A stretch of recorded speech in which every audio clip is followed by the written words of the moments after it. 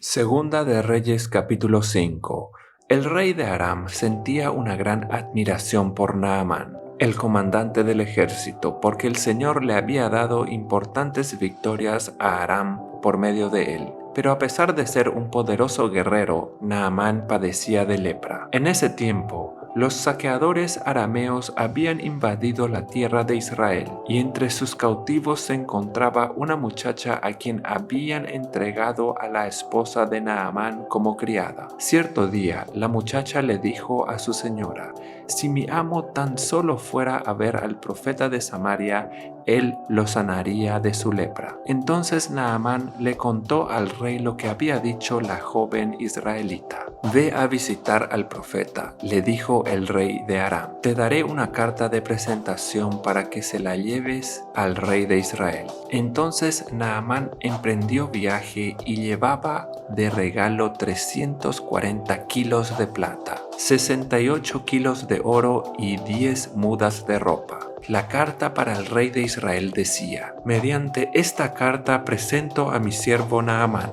Quiero que lo sanes de su lepra». Cuando el rey de Israel leyó la carta, horrorizado rasgó sus vestiduras y dijo: «¿Acaso soy Dios para dar vida y quitarla? ¿Por qué este hombre me pide que sane a alguien con lepra? Creo que solo busca pelear conmigo». Sin embargo, cuando Eliseo, hombre de Dios, supo que el rey de Israel había rasgado sus vestiduras en señal de aflicción, le envió este mensaje: «¿Por qué estás tan disgustado? Envíame a Naamán, así él sabrá que hay un verdadero profeta en Israel». Entonces Naamán fue con sus caballos y carros de guerra y esperó frente a la puerta de la casa de Eliseo. Pero Eliseo le mandó a decir mediante un mensajero: «Ve y lávate 7 veces en el río Jordán. Entonces tu piel quedará restaurada y te sanarás de la lepra». Naamán se enojó mucho y se fue muy ofendido. «Yo creí que el profeta iba a salir a recibirme», dijo. «Esperaba que él moviera su mano sobre la lepra e invocara el nombre del Señor su Dios y me sanara. ¿Acaso los ríos de Damasco, el Habaná y el Farfar no son mejores que cualquier río de Israel? ¿Por qué no puedo lavarme en uno de ellos y sanarme?». Así que Naamán dio media vuelta y salió enfurecido. Sus oficiales trataron de hacerle entrar en razón y le dijeron: «Señor, si el profeta le hubiera pedido que hiciera algo muy difícil, ¿usted no lo habría hecho? Así que en verdad debiera obedecerlo cuando sencillamente le dice: «Ve, lávate y te curarás». Entonces Naamán bajó al río Jordán y se sumergió 7 veces, tal como el hombre de Dios le había indicado,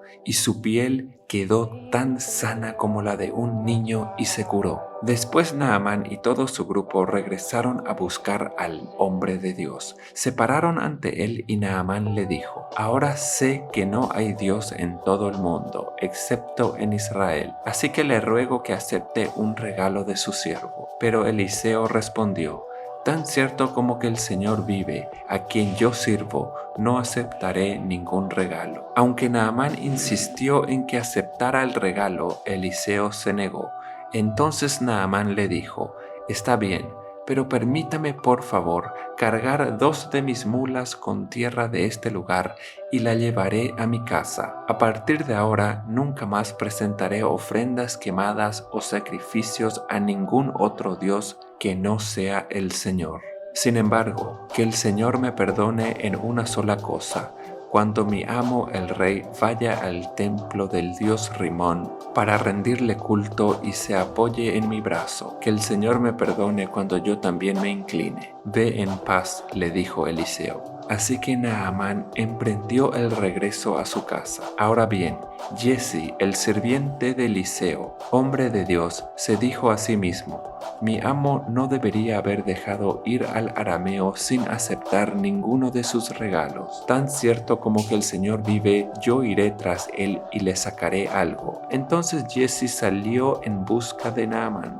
Cuando Naamán vio que Giezi corría detrás de él, bajó de su carro de guerra y se fue a su encuentro. «¿Está todo bien?», le preguntó Naamán. «Sí», contestó Giezi, pero mi amo me mandó a decirle que acaban de llegar 2 jóvenes profetas de la zona montañosa de Efraín, y él quisiera 34 kilos de plata y 2 mudas de ropa para ellos. Por supuesto, llévate el doble de plata, insistió Naamán. Así que le dio 2 mudas de ropa, amarró el dinero en 2 bolsas y mandó a 2 de sus sirvientes para que le llevaran los regalos. Cuando llegaron a la ciudadela, Giezi tomó los regalos de mano de los sirvientes y despidió a los hombres. Luego entró en su casa y escondió los regalos. Cuando entró para ver a su amo, Eliseo le preguntó: ¿A dónde fuiste, Giezi? A ninguna parte, le contestó él.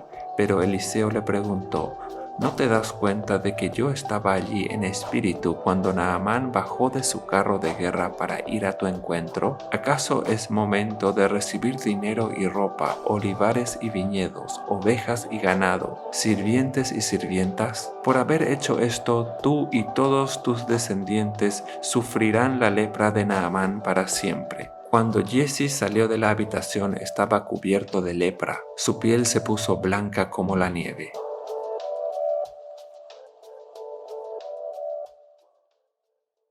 Segunda de Reyes capítulo 6. Cierto día, el grupo de profetas fue a ver a Eliseo para decirle: ¿cómo puedes ver? Este lugar donde nos reunimos contigo es demasiado pequeño. Bajemos al río Jordán donde hay bastantes troncos. Allí podemos construir un lugar para reunirnos. Me parece bien, le dijo Eliseo. Vayan, por favor, ven con nosotros, le dijo uno de ellos. Está bien, iré, contestó él. Entonces Eliseo fue con ellos.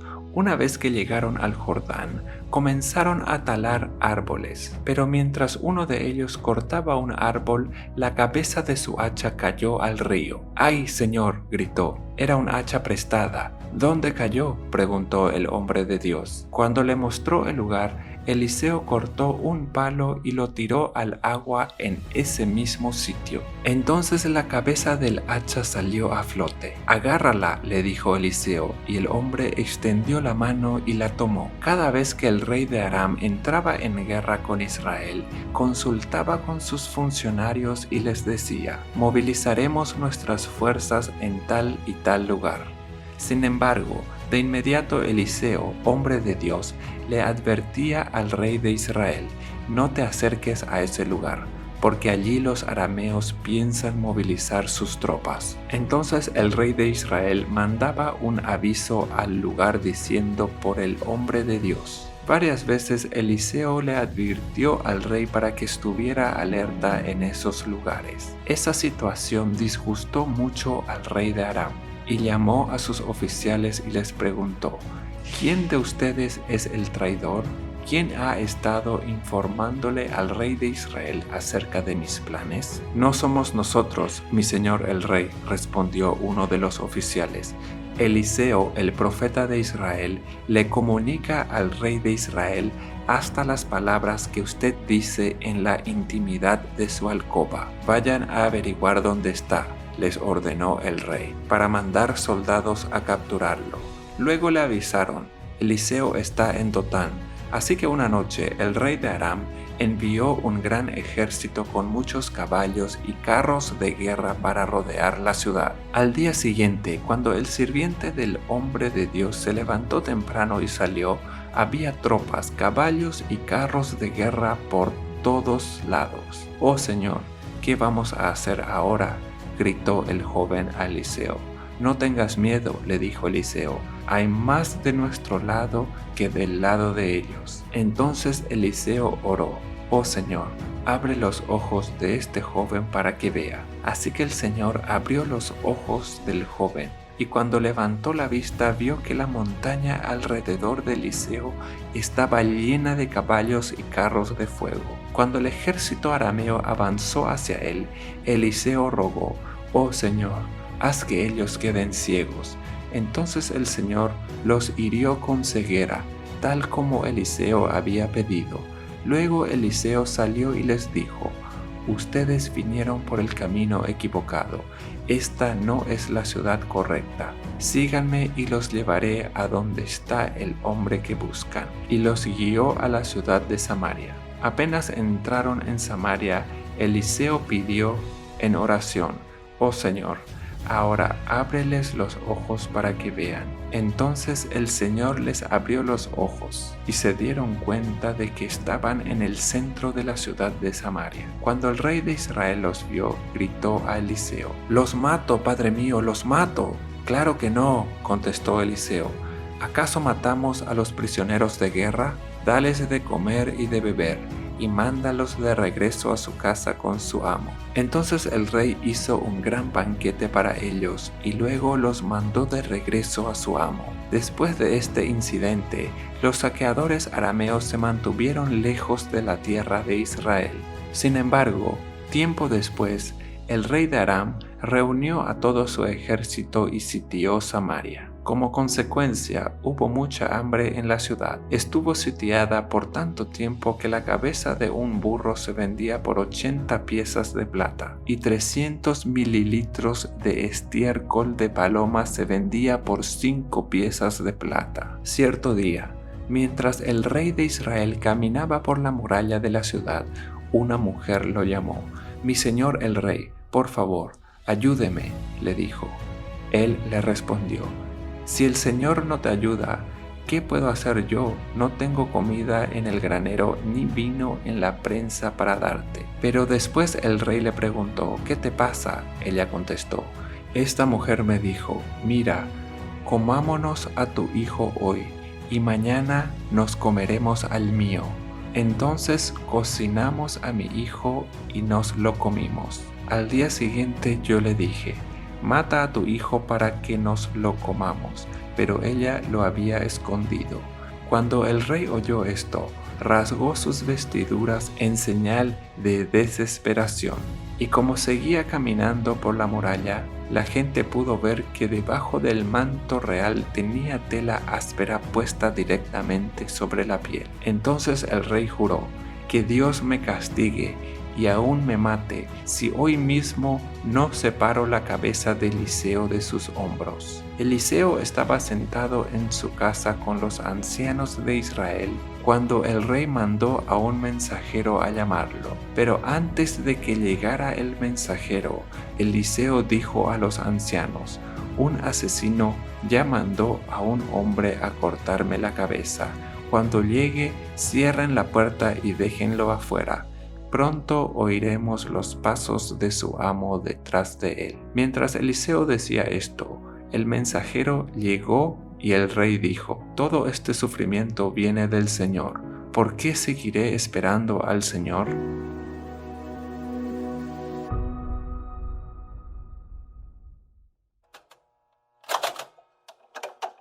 Proverbios capítulo 14. La mujer sabia edifica su casa, la necia con sus manos la destruye. El que va por buen camino teme al Señor, el que va por mal camino lo desprecia. De la boca del necio brota arrogancia, los labios del sabio son su propia protección. Donde no hay bueyes el granero está vacío, con la fuerza del buey aumenta la cosecha. El testigo verdadero jamás engaña, el testigo falso propaga mentiras. El insolente busca sabiduría y no la halla. Para el entendido, el conocimiento es cosa fácil. Mantente a distancia del necio, pues en sus labios no hallarás conocimiento. La sabiduría del prudente es discernir sus caminos, pero al necio lo engaña su propia necedad. Los necios hacen mofa de sus propias faltas, pero los íntegros cuentan con el favor de Dios. Cada corazón conoce sus propias amarguras, y ningún extraño comparte su alegría. La casa del malvado será destruida, pero la morada del justo prosperará. Hay caminos que al hombre le parecen rectos, pero que acaban por ser caminos de muerte. También de reírse duele el corazón, y hay alegrías que acaban en tristeza. El inconstante recibirá todo el pago de su inconstancia, el hombre bueno el premio de sus acciones. El ingenuo cree todo lo que le dicen, el prudente se fija por dónde va. El sabio teme al Señor y se aparta del mal, pero el necio es arrogante y se pasa de confiado. El iracundo comete locuras, pero el prudente sabe aguantar. Herencia de los inexpertos es la necedad, corona de los prudentes el conocimiento. Los malvados se postrarán ante los buenos, los impios ante el tribunal de los justos. Al pobre hasta sus enemigos lo aborrecen, pero son muchos los que aman al rico. Es un pecado despreciar al prójimo. Dichoso el que se compadece de los pobres. Pierden el camino los que maquinan el mal, pero hallan amor y verdad los que hacen el bien. Todo esfuerzo tiene su recompensa, pero quedarse solo en palabras lleva a la pobreza. La corona del sabio es su sabiduría, la de los necios su necedad. El testigo veraz libra de la muerte, pero el testigo falso miente. El temor del Señor es un baluarte seguro, que sirve de refugio a los hijos. El temor del Señor es fuente de vida y aleja al hombre de las redes de la muerte. Gloria del rey es gobernar a muchos. Un príncipe sin súbditos está arruinado. El que es paciente muestra gran discernimiento. El que es agresivo muestra mucha insensatez. El corazón tranquilo da vida al cuerpo, pero la envidia corroe los huesos. El que oprime al pobre ofende a su creador, pero honra a Dios quien se apiada del necesitado. El malvado cae por su propia maldad. El justo halla refugio en su integridad. En el corazón de los sabios mora la sabiduría, pero los necios ni siquiera la conocen. La justicia enaltece a una nación, pero el pecado deshonra a todos los pueblos. El rey favorece al siervo inteligente, pero descarga su ira sobre el sinvergüenza.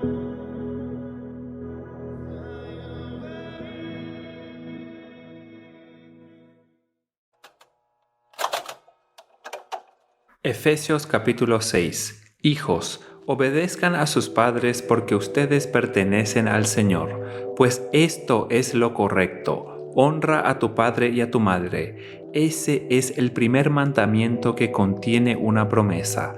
Si honras a tu padre y a tu madre, te irá bien y tendrás una larga vida en la tierra. Padres, no hagan enojar a sus hijos con la forma en que los tratan. Más bien, críenlos con la disciplina e instrucción que proviene del Señor. Esclavos, obedezcan a sus amos terrenales con profundo respeto y temor. Sírvanlos con sinceridad, tal como servirían a Cristo. Traten de agradarlos todo el tiempo, no solo cuando ellos los observan. Como esclavos de Cristo, hagan la voluntad de Dios con todo el corazón. Trabajen con entusiasmo, como si lo hicieran para el Señor y no para la gente. Recuerden que el Señor recompensará a cada uno de nosotros por el bien que hagamos, seamos esclavos o libres. Y ustedes, amos, traten a sus esclavos de la misma manera, no los amenacen.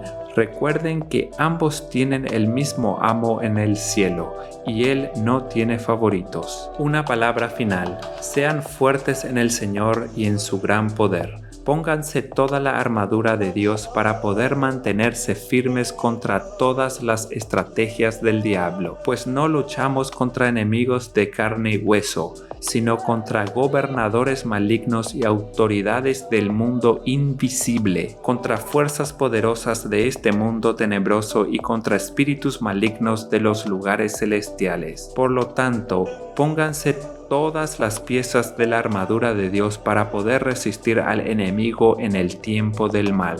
Así, después de la batalla, todavía seguirán de pie firmes. Defiendan su posición, poniéndose el cinturón de la verdad y la coraza de la justicia de Dios. Pónganse como calzado la paz que proviene de la buena noticia a fin de estar completamente preparados. Además de todo eso, levanten el escudo de la fe para detener las flechas encendidas del diablo. Pónganse la salvación como casco y tomen la espada del Espíritu, Espíritu, la cual es la palabra de Dios. Oren en el Espíritu en todo momento y en toda ocasión. Manténganse alerta y sean persistentes en sus oraciones por todos los creyentes en todas partes. Y oren también por mí.